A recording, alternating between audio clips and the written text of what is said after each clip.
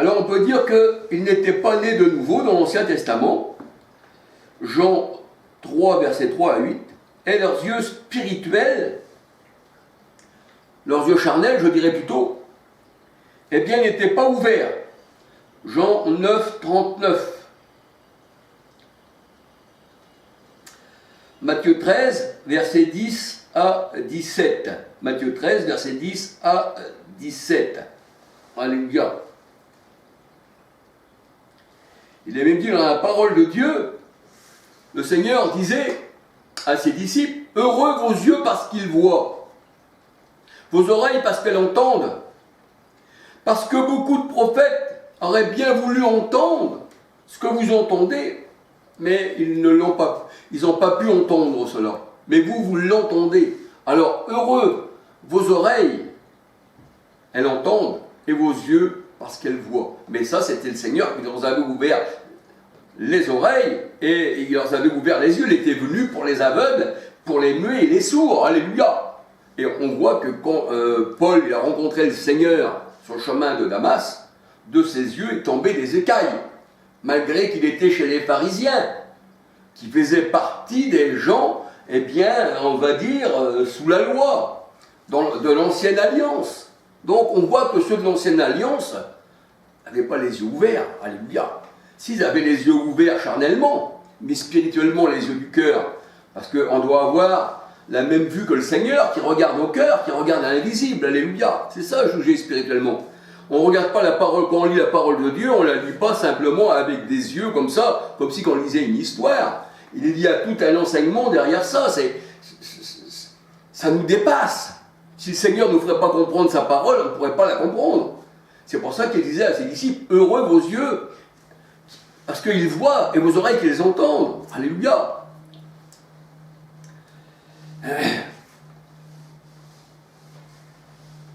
Dans l'Ancienne Alliance, ils avaient un voile sur le cœur et sur les yeux.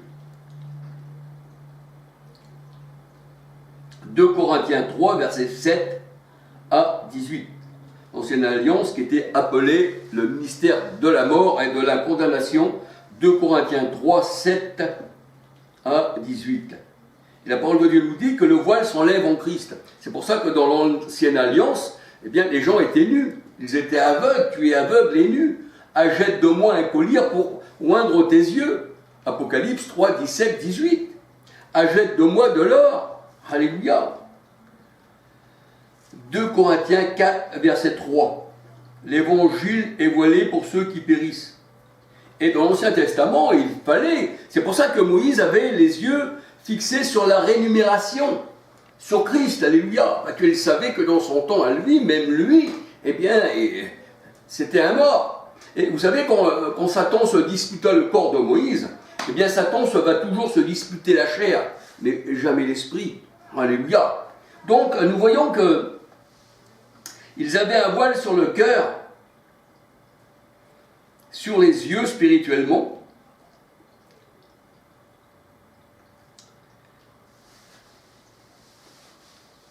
Alors, il n'est pas étonnant que Noé était charnel. Noé était charnel. Noé était charnel. Parce que dans la parole de Dieu, le Saint-Esprit n'était pas comme nous aujourd'hui, nous l'avons reçu. La parole de Dieu nous dit que nous sommes scellés du Saint-Esprit. Quand vous êtes scellés à quelque chose, on ne peut plus l'enlever. Vous êtes scellés du Saint-Esprit dans la Nouvelle Alliance. Mais dans l'Ancienne Alliance, la parole de Dieu nous disait, eh bien, l'Esprit de Dieu saisit son sang. Et ça voulait dire que le Saint-Esprit n'était pas toujours sur les prophètes. Il n'était pas permanent comme dans la Nouvelle Alliance. Il était temporaire dans l'Ancienne Alliance. Alléluia. L'Esprit était temporaire sur les prophètes. Juge 14, verset 6, Ézéchiel 3, verset 12, 1 Samuel 11, verset 6, Ézéchiel 8, verset 3, Juge 3, verset 10. Et il est même dit dans le psaume 51, 10, « Ne m'enlève pas son Saint-Esprit, ne m'enlève pas. » Parce qu'il pouvait s'enlever. Tandis que quand vous êtes scellés, eh bien, on ne peut pas vous l'enlever. Qui nous ravira de la main de Christ? Parce que l'Esprit, c'est Christ. Alléluia. L'esprit, c'est Christ. Alléluia. Celui qui n'a pas l'esprit du Christ ne m'appartient pas. Alléluia. Et Christ donne ses ordres par l'Esprit Saint. Acte 1, 2, acte 16, 6, 7. Alléluia. Ce n'est pas une deuxième personne à côté de Christ.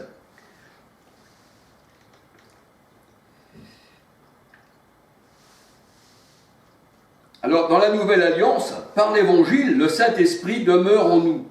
1 Jean 4, 13. Scellé du Saint-Esprit, Éphésiens 1, 13, Éphésiens 4, 30. Alléluia. Alors on peut dire que Noé n'avait pas revêtu l'homme nouveau, n'avait pas revêtu le Christ. Éphésiens 4, 24. L'homme nouveau, c'est l'Adam, c'est le nouvel Adam, c'est le Christ. C'est le nouvel Adam. Tandis que l'homme ancien, c'est l'ancien Adam, qui se retrouvait nu encore, là, dans le jardin d'Éden, avec son épouse, et le Seigneur leur fait des vêtements de peau, qui la peau représente l'animal, et les metta hors du jardin. 1 Corinthiens 15, versets 44 à 50. On peut dire que Noé n'a pas revêtu l'homme nouveau. Et sans l'homme nouveau, la parole de Dieu, elle dit « tu es nu ». Sans l'esprit sur toi, tu es nu. Alléluia. Donc Noé, en enlevant son manteau, c'est tout un symbole, hein, qui représente, le manteau représente l'Esprit Saint, représente le Seigneur Jésus-Christ, la lumière, l'Éternel est ma lumière. Quand tu enlèves le manteau de lumière, c'est pour ça que le Seigneur dit tu auras un manteau blanc, mais le manteau blanc, c'est pas d'une manière blanche, ça veut dire le manteau qui éclaire. Le Seigneur il dit vous êtes des lampes. Alléluia. Eh bien, Noé se retrouvait nu en enlevant le manteau, qui est tout un symbole. Il se retrouvait nu comme Adam. Dans Genèse 3, versets 10, 11. Alors, quand il a enlevé son manteau, quand il se dévêtit de son manteau dans sa tente, on peut dire Noé, eh bien Cham, père de Canaan, vit la nudité de son père. Aussitôt que tu enlèves le manteau, alors là, on voit la nudité du père. Et là, Cham, lui, il avait vu la nudité. Et il avait les yeux sur la nudité de son père. Alors que la parole de Dieu nous dit, tu auras les yeux sur Christ. Hébreux 12, verset 2. Parce que si tu regardes la nudité du père, et puis tu as toujours les yeux là dans la nudité, ça veut dire par là que tes yeux sont, on va dire, ne sont pas sur les choses spirituelles, mais sur les choses charnelles de ton père.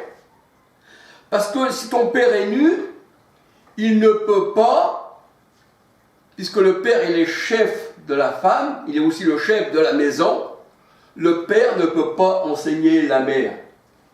Et c'est pour ça que dans la parole de Dieu nous dit, tu ne regarderas pas non plus la nudité de ta mère. Pourquoi? Parce que, on va dire que Noé, étant nu, n'ayant pas la parole, n'ayant pas cette lumière, ne pouvait pas non plus enseigner sa femme, qui se trouvait aussi nue. C'est pour ça que la parole de Dieu, elle dit, tu écouteras les préceptes de ton père et l'enseignement de ta mère. Et là, le Seigneur, il parle de l'Église.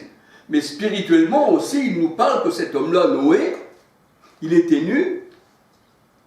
Cham regardait la nudité de son père, et la parole de Dieu nous dit, on va regarder ça dans la parole de Dieu, tu ne regarderas pas non plus la nudité de ta mère. Et tout à fait normal. Moi, si je suis pauvre dans ma maison, eh bien, tous ceux qui seront dans ma maison, qui appartiendront à ma maison, seront nus, seront pauvres.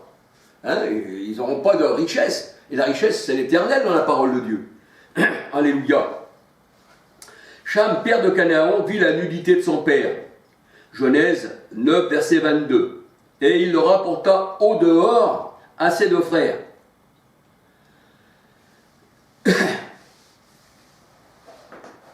Et voir la nudité de ses parents dans la parole de Dieu, c'est comme si que l'on couchait avec ses parents.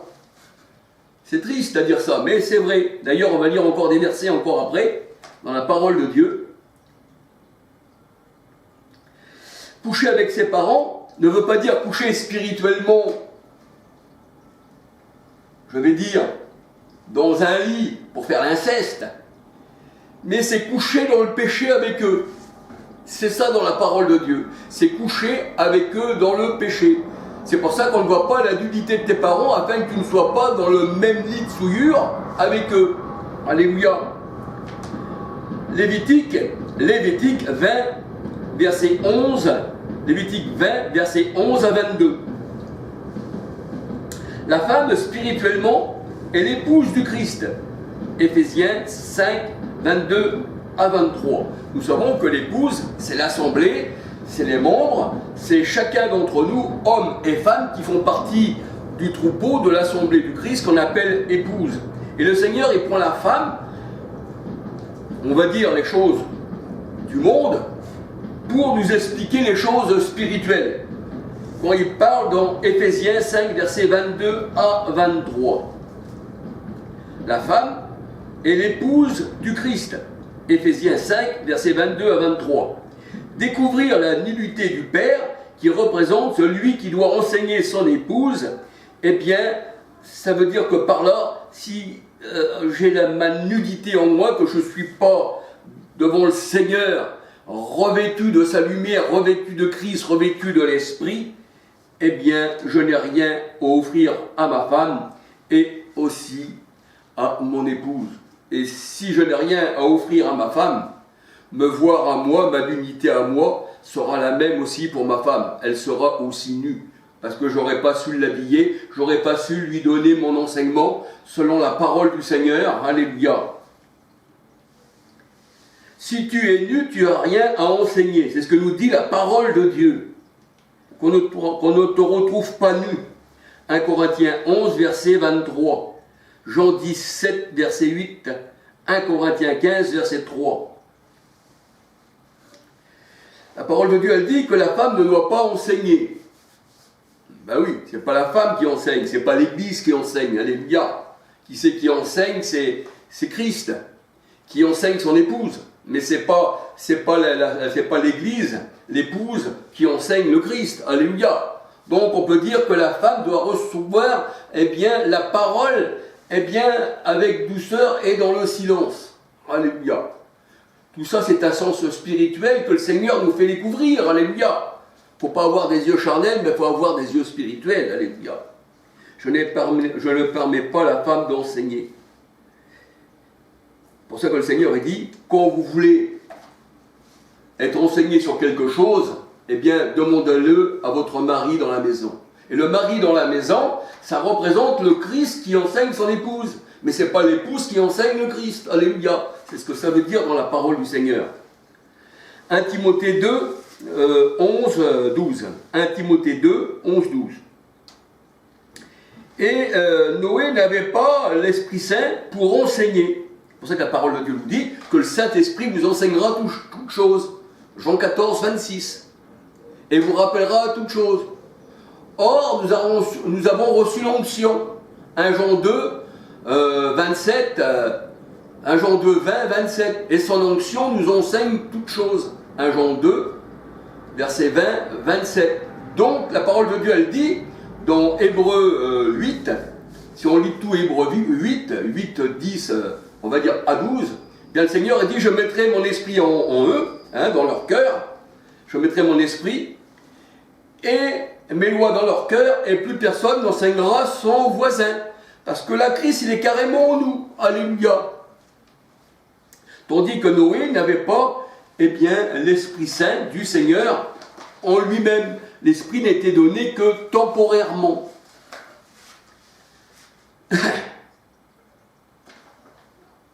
Noé n'avait pas l'Esprit pour enseigner en son temps. Il n'avait pas le Christ.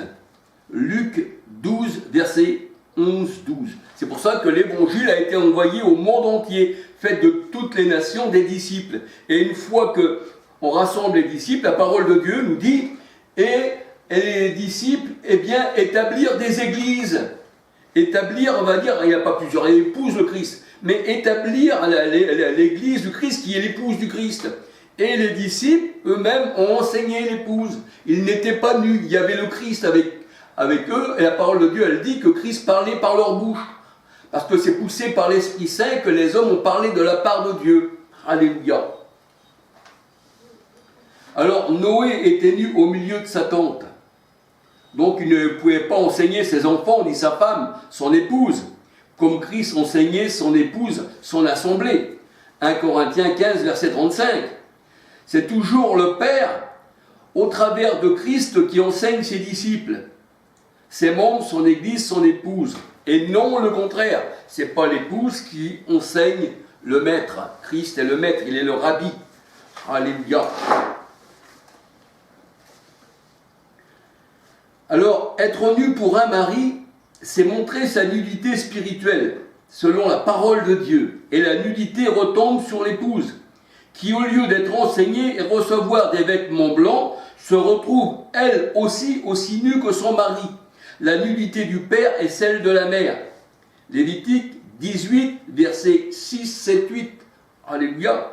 La nudité du père représente la femme charnelle, avec un flux de sang, qui représente la chair. 1 Corinthiens 15, verset 50.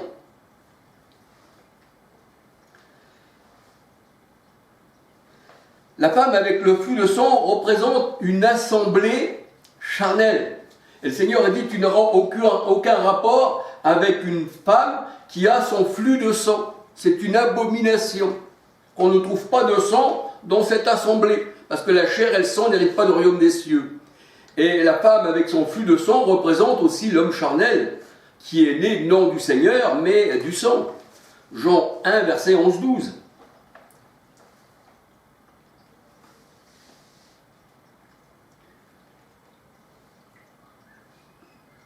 Une femme avec un flux de sang ne doit pas être fécondée spirituellement. Elle donnerait des enfants charnels. Lévitique 18, verset 19. Lévitique 15, verset 19 à 33. Quand on parle de la femme qui a un flux de sang, qui a son impureté, le Seigneur, dans un sens toujours spirituel, parle d'une assemblée qui ne marche pas selon la chair, mais qui marche pas selon l'esprit, mais qui marche, selon la chair, et qui n'appartient pas au Seigneur. Il faut pour cela, pour qu'elle puisse avoir un rapport, cette femme, il faut qu'elle soit purifiée, la parole de Dieu nous dit. Lévitique 15, versets 19 à 33. C'est pourquoi il est dit, écoute l'instruction de ton père et ne rejette pas l'enseignement de ta mère. Proverbe 1, verset 8.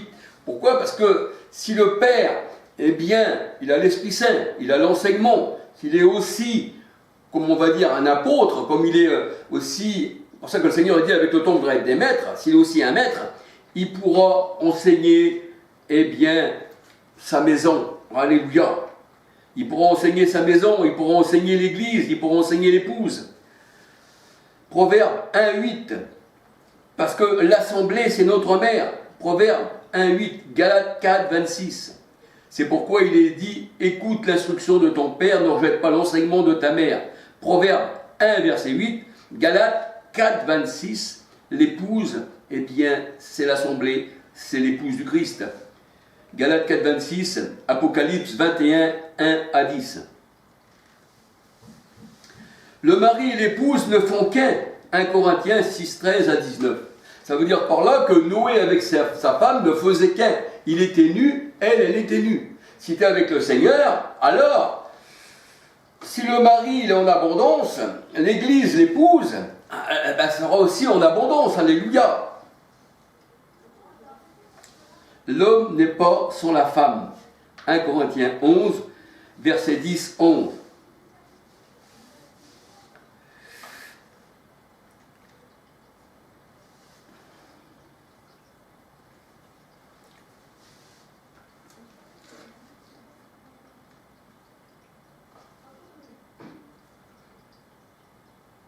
« 1 Corinthiens 11, verset 10, 11. Alors, Deutéronome 6, verset 6 à 9. Deutéronome 6, verset 6 à 9. Proverbe 6, 20 à 29. Proverbe 23, verset 22 à 28. Exode 20, verset 12. Alors on peut dire que le Seigneur Jésus-Christ, il est notre Père, Ésaïe 9,5.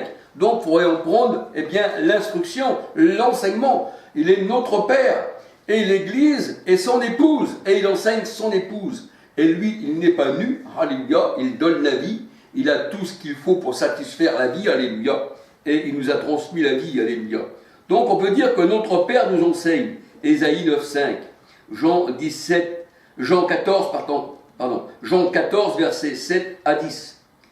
Jésus, il est le Père, alléluia. Eh bien, c'est pourquoi, dit encore, écoute l'instruction de ton Père et ne rejette pas l'enseignement de ta mère. Proverbe 1, verset 8. Le Christ est notre Père, Ésaïe 9,5, Jean 14, versets 7 à 10. Jésus est notre Père et il nous enseigne. Il enseigne son corps qui est l'Église. 1 Corinthiens 12, versets 12 à 27. Jean 17, versets 8, 14, 26. Alors il est vrai que Ève a été séduite par le serpent, qui représente les faux prophètes, qui représente ceux qui tuent les prophètes aussi. Matthieu 23, verset 23. Et quand Ève a été séduite par le serpent, elle a reçu un faux évangile. C'est ce que nous dit la parole de Dieu.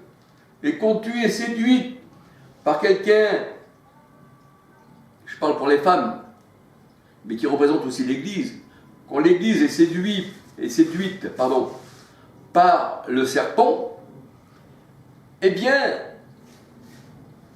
elle reçoit un faux évangile. Elle n'a pas reçu son mari, elle a reçu le serpent. Et on va dire les religions de ce monde,